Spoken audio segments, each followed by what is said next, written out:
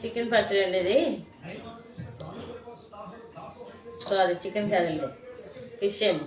Chicken ముక్కల్లో ఉన్నాయి కదా, చికెన్ అనుకుని నేను చికెన్ పచ్చేస్తున్నాను.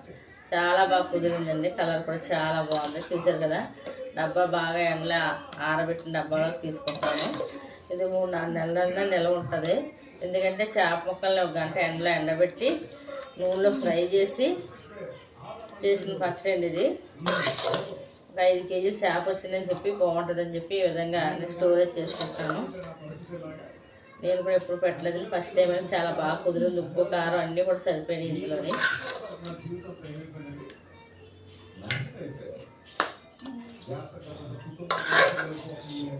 ఎంతో టేస్టీ అయిన ఫిష్ పచ్చడి రెడీ అండి. ఇది బొచ్చండి, లైవ్ ఫిష్. ఎప్పుడు కూడా మనం పచ్చడికి లైవ్ ఫిషే తీసుకోవాలి.